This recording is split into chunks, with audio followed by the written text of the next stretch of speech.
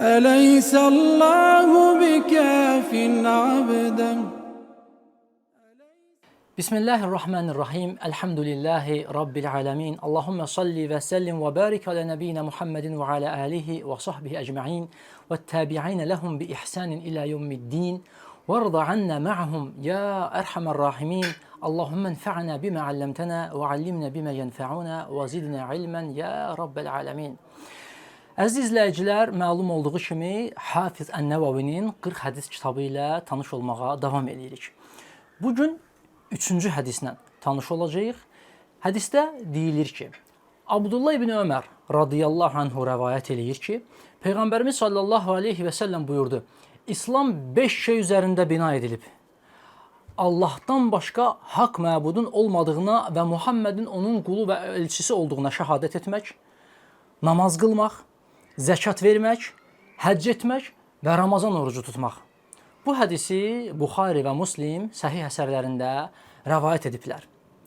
İlk növbədə ravi barəsində qeyd eləyək ki, Abdullah ibn Ömər ibn Xattab radiyallahu anhumə İslamın böyük ikinci xəlifəsinin oğlu hicrətdən təxminən 10 il qabaq dünyaya gəlib.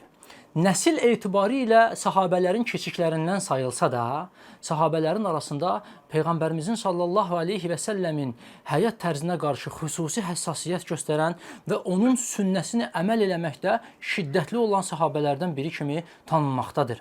İstəyir təfsir, istəyir hədis, istəyir fiqh elmlərində sahabələrin arasında fərqlənib və bu istiqamətlərdə böyük şöhrət qazanıb, həmçinin Mədinədə yaşadığı dövrdə elm tələbələrinin müntəzəm olaraq ən çox fətva üçün üz tutduqları şəxsiyyətlərdən biri olubdur.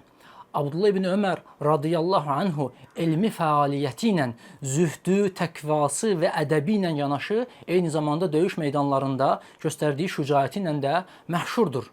Tabuk və Xəndək, həmçinin Məkkənin fəthi kimi Peyğəmbərimizlə sallallahu aleyhi və səlləmlə bir yerdə qazavatlarda və döyüşlərdə iştirak edib. Eyni zamanda Misir torpaqlarının, Şam torpaqlarının, Fars torpaqlarının, həmçinin Misir və digər Afrika ərazilərinin fəthində iştirak edibdir. Abdullah ibn Ömər radiyallahu anhu hədis elmində bilinən Əbədilə, Abdullahlar deyilən 4 nəfər Abdullahdan biridir. Onların digərləri Peyğəmbərimizin sallallahu aleyhi və səlləmin əmisi oğlu Abdullah ibn Abbas, digəri Abdullah ibn Amr ibn el-As və digəri də Abdullah ibn Zubeyr ibn Avvam radiyallahu anhum əcməin bunlardır. Bunlar fiqh elmində olduqca dərin və sahabələrin arasında elmdə və fətvada fərqlənən insanlardır. Hətta bunların 4-ünün sözü, rəyi bir məsələdə cəm olunsa, deyilərdi ki, həzə qovlu əbədilə, bu Abdullahların sözüdür. Bu şəkildə həmin o rəy, həmin o fətva ağır, çəkili olardı və böyük hörmət və şöhrət qazanardı. Və bu böyük dahi sahabə Abdullah ibn Ömər radiyallahu anhu Peyğəmbərimizdən sallallahu aleyhi və səlləmdən 2600-dən çox hədis rəvayət etməklə ən çox hədis rəvayət edən sahabələrin ikincisidir.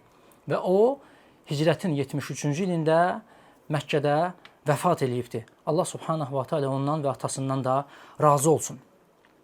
Və hədisdə deyildi ki, İslam 5 şey üzərində qurulub. Qeyd etmək lazımdır ki, bu 5 şey İslam şəriətindən xas deyil. Bu bütün peyğəmbərlərə əmr olunmuş xüsuslardır. Necə ki, Peyğəmbərimiz sallallahu aleyhi və səlləm buyurur, Peyğəmbərlər atası bir, anası ayrı qardaşlardır. Bunun mənası odur ki, onların inancı və dəvət əsasları vahid, lakin şəriətin əhkamlarında isə müxtəlif ola bilirlər. Bunlara bir çox Quran-Kərimdə misallar vermək olar. Necə ki, Məryəm surəsində Allah subhanahu wa ta'ala bizə xəbər verir. İsa aleyhissalam buyurur ki, və avsani bis-salati vəz-zəkati mə dumtu hayya. Mən həyatda olduğum müddətdə Allah namazı və zəkatı mənə əmr edibdir. Həmçinin Allah subhanahu wa ta'ala xəbər verir Həcc surəsində. Allah subhanahu wa ta'ala İbrahim aleyhissalam əmr eləyərək buyurur ki, وَأَذِّنْ فِي النَّاسِ بِالْحَجِّ يَأْتُوكَ رِجَالًا وَعَلَى كُلِّ ضَامِرٍ. İnsanlara həcci elan et. Qoy insanlar piyada və uzaq yollardan gələn yorğun dəvələrin üstündə axışıb həccə gəlsinlər. Həmçinin Bəqərə surəsində oruc barəsində olan ayə hamımıza məlumdur. Allah subhanahu wa ta'ala buyurur ki, Ya eyyuhəl-ləzine əmənu, kutibə aleykumus siyamu kəmə kutibə aləl-ləzine min qablikum. Ey iman gətirənlər, oruc sizdən əvvəlkilərə vacib edildiyi kimi sizə də vacib edilibdir. Və buradan bizə məlum olur ki, İslamın bu rükunları, bu əzəmətli əhkamlar bütün peyğəmbərlərə ümumi aid olubdur. Və hədisi şərh eləyərkən burada qeyd olması ən vacib məsələlərdən biri bina edilib kəlməsidir. İslam 5 şey üzərində bina edilibdir. Kim bina edib İslamı? Əlbəttə Allah və Rəsulu. Birinci növbədə Allah, Subhanahu və Teala. Uca Allah müstəqil olaraq buna hökm edib və bunu bina edibdir. Bu Allah Subhanahu və Teala'nın ixtiyarıdır və hökmüdür. Bu ixtiyar və hökm peyğəmbərlərə belə aid deyil. Və ikinci növbədə Peyğəmbərimiz Muhammed sallallahu aleyhi və səlləm bunu bina edibdir. Necə ki biz danışarkən deyirik, Peyğəmbərin şəriəti, Muhammedin ümməti, yaxud Allah və Rəsulunun hökmü. Lakin burada Allahın və Rəsulunun fərqi nədədir? Hökm və bina uca Allaha mütləq və müstəqil olaraq aiddir. Peyğəmbərimiz isə sallallahu aleyhi və səlləm uca Allahla qulların arasında bir elçi olaraq o bu hökmləri təbliği cəhətdən çatdırır və bina etmək haqqı ona təbliği cəhətdən aiddir. Həmçinin qeyd etmək lazımdır ki, bu 5 xüsus ki var, kəlmə şəhadət, namaz, zəkat, həc və oruc, bütün müsəlman ümməti, bütün alimlər icma ediblər ki, hər kim bu 5 xüsusa riayət edərsə, o insan məhz müsəlman vəsfi ilə vəsflənən kimsədir. Həmçinin hər kim bu 5 xüsusu özündə cəm eləyərsə, qiyamət günü həmin şəxsin Allah Teala ilə cənnətə girmək barəsində əhdi vardır.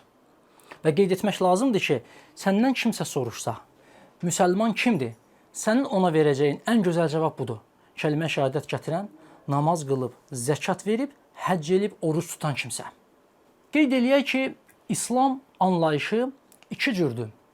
Ümumi və xüsusi İslam məfhumları mövcuddur. Hər kim Allah-u Teala'nı təkləşdirərsə, Allaha itayət eləyərək şirkdən uzaq qalarsa, bu insan ümumi mənada müsəlman adlanır. Və həmin bu ümumi mənada öz zamanında bütün peyğəmbərlərin ümmətləri və onlara itayət eləyən kimsələr müsəlman adlanıblar. Bunun Quran-ı Kərimdə kifayət qədər misalları var. Məsələn, Uca Allah Quran-ı Kərimdə bizə Yusuf əleyhissalamın duasını çatdırır. Yusuf əleyhissalam Allaha dua eləyərək deyir ki, Təvaffəni muslimən və əlhəqni bis salihin. Mənim canımı müsəlman olaraq al. Canımı müsəlman olaraq al və məni salihlərə qovuşdur. Həmçinin Quran-ı Kərimdə bir neçə ayədə Allah Teala İsa əleyhissalamın həvarilərindən bizə xəbər verərək nə deyir? O ayələrin birində deyilir ki, "Vəşhəd bi ennənə muslimun." Şahid ol ki, biz müsəlmanlarıq. Bunu deyənlər İsa əleyhissalamın həvariləridir.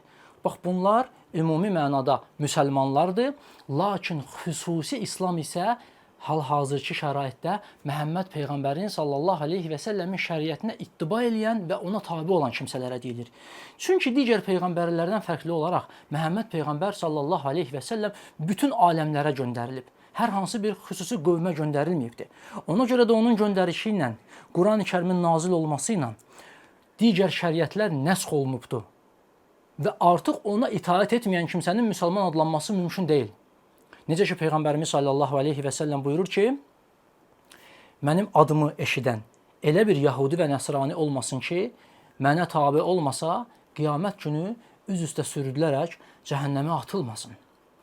Və onu da qeyd eləmək lazımdır ki, bu hədisdə sözü gedən məhz İslamın xüsusi mənasıdır. Bu hədisi şərh eləyərkən toxunulması vacib olan ən mühüm məqam əlbəttə kəlmə-i şəhadətin mənasıdır. Ki, kəlmə-i şəhadət əlbəttə iki hissədən ibarətdir. La ilahə illallah, Muhammedən Rasulullah. Allahdan başqa haqq məbud yoxdur. Muhammed sallallahu aleyhi və səlləm onun elçisidir. Biz kəlmə-i şəhadətin mənasını axtarası olsaq, biz görəcəyik ki, lüğəvi cəhətdən, hərfi tərcümədə bu kəlmənin mənası nədir? Allahdan başqa ilah yoxdur. Lakin həqiqət bundan ibarətdir ki, tarix boyu Allahdan başqa, Allahdan qeyri ilahlar mövcud olubdur. Nə çox Allahdan qeyri ibadət olunan, səcdə edilən, təzim edilən, qurban kəsilən, nəzir deyilən heykəllər, bütlər, ağaclar, daşlar, qəbirlər və s. Elə isə bunu fəhm etməkdə Uca Allahın başqa bir ayəsi bizə köməkçidir. Allah Subhanahu wa Ta'ala Quran-ı Kərimdə buyurur, bu ona görədir ki, Allah haqq, ondan qeyri çağırılanlar dua edilənlər isə batildir. Deməli, kəlmə-i şəhadətin mənası nə oldu? La ilahə illallahın daha doğrusu mənası nə oldu? Allahdan başqa haqq ilah yoxdur. Allahdan başqa həqiqi ibadətə haqqı çatan məbud yoxdur. Və diqqət eləsək, görəcəyik, bu qeyd olunması zəruri olan bir məqamdır. La ilahə illallah kəlməsi həm quruluşca, həm də məzmun etibarilə iki hissədən ibarətdir. La ilahə, ilah yoxdur. Yəni, haqq məbud yoxdur. Sən bunu deməklə Allahdan qeyri bütün tapınılanları, bütün ilahların hamısını inkar eləmiş olursan. Allahdan başqa heç bir məbud yoxdur. Bu nə oldu? İnkar. Digər hissəsində isə illallah deməklə uca Allahın ubudiyyətini, daha doğrusu məbudluğunu isbat eləmiş olursan. Və bununla da la ilahə illallah kəlməsi inkar və isbat olmaqla iki rükundan ibarətdir. Hansı ki, bu iki həqiqəti özündə cəmləşdirməyən insan Allaha təkləşdirmiş hesab olunmur, muvahhid sayılmır. Hədisin mətninə fikir versək, burada çox lətif, çox gözəl bir fayda var. Hədisdə İslamın binaya bənzədilməsi, yəni İslam bina edilib deyilməklə İslamın bir bina kimi təsvir və təmsil edilməsində əsas məqsəd İslamın bu rükunlarının məhz bir evin dirəyi və dayaqları kimi təsəvvür olunmasıdır.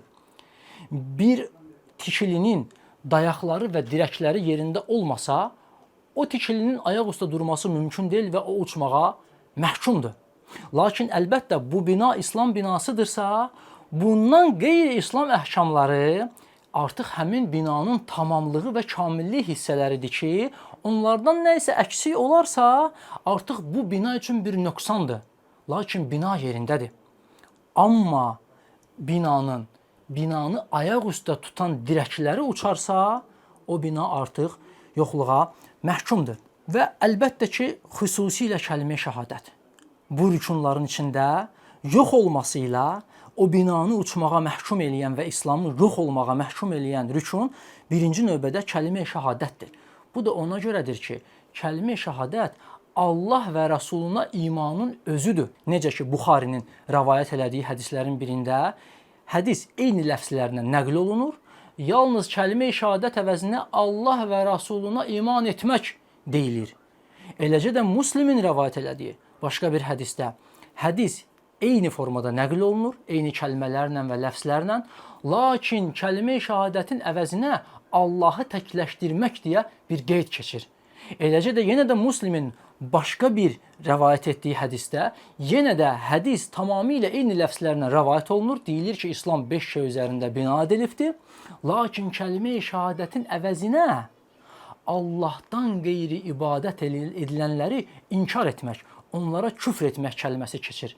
Və əlbəttə bizə də buradan məlum olur ki, bu anlayışlar nəinki biri-birinə ziddiyyət təşkil etmir, əksinə bunlar hamısı biri-birini izah eləyərək vahid bir həqiqəti ortaya qoyur.